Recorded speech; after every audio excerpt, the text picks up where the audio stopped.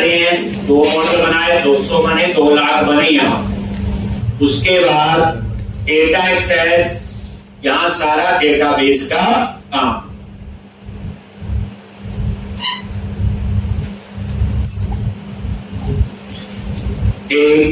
Data access और यहाँ पे डेटाबेस। तो डेटाबेस को ऐड, माइग्रेशन, अपडेट डेटाबेस को बनाने की मुझे जरूरत है। फिर मैंने क्या किया, मॉडल बन गया, टेबल बन हो गया। फिर हमने बनाई जेनेरिक रिपोजिटरी। वो क्यों बनाई? हमें काफी कोड बार बार लिखना पड़ता है।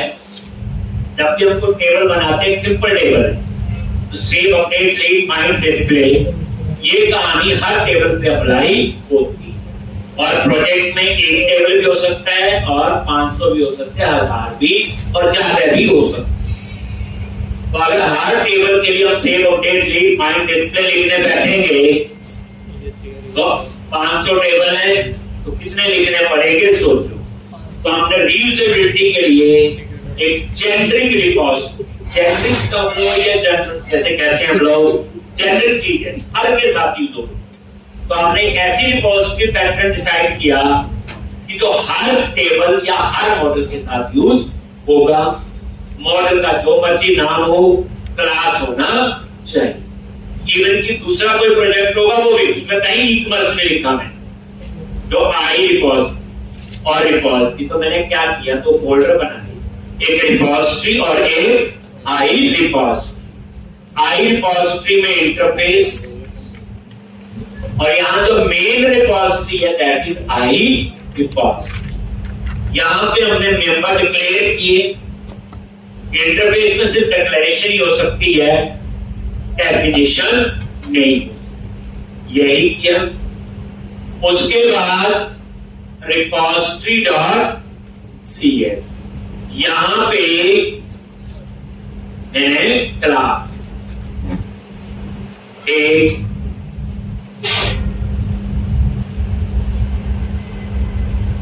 repository.cs में हमने क्लास, इस तरह से यहां वो मेंबर डिफाइन कर। जेनेरिक की पहचान क्या है?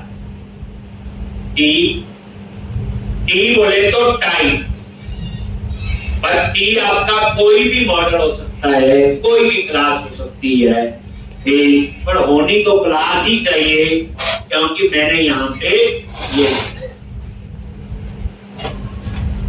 ये जेनेरिक रिपोजिटरी बन गई। उसके बाद हमने क्या बस बनाया, इंटरफेस बनाई और क्लास। पहली बार ये हम DI के लिए बनाते हैं, डिपेंडेंसी इंजेक्शन। उसके रूल है, पहले इंटरफेस और फिर उसकी क्लास और फिर उसको ऐड कहां करना है, program.cs। चलो, जेनेरिक रिपोजिटरी बन गई, आई रिपोजिटरी इंटरफेस और रिपोजिटरी क्लास। उसके बाद 2 मॉडल थे, उसके लिए 2 रिपोजिटरी बनाई। एक बनाई आई कैटेगरी रिपोजिटरी, एक बनाई आई कवर टाइप रिपोजिटरी। ऐसे ही उन दोनों के लिए क्या बना लिए, इंटरफेस। लेकिन इसके अंदर मैंने सारा सेव अपडेट का कोड नहीं लिखा। यहां मैंने आई रिपोजिटरी इंटरफेस भी इंप्लीमेंट किया और रिपोजिटरी क्लास। 2 लाइन देखा ही आपने, जैसे आई कैटेगरी रिपोजिटरी में तो कुछ नहीं लिखा, जस्ट डायरेक्शन दी है कि आई रिपोजिटरी इंटरफेस कैटेगरी के साथ यूज होगा बस। और दूसरा कैटेगरी रिपोजिटरी, तो यहां भी कोई खास कोड नहीं आपके सामने, सिर्फ डायरेक्शन दी कि रिपोजिटरी क्लास किसके साथ यूज होगी, कैटेगरी। ऐसे ही कवर टाइप, ऐसे ही 500 मॉडल है। तो मतलब ये है बच्चे, आपके प्रोजेक्ट में अगर 5 मॉडल और बनाने हैं तो पहले मॉडल बनाएंगे कैटेगरी कवर टाइप की तरह, वो बना लेंगे। फिर हम लोग 5 रिपोजिटरी बनाएंगे, 5 इंटरफेस और 5 क्लास। एक तो इस तरह से बन गई।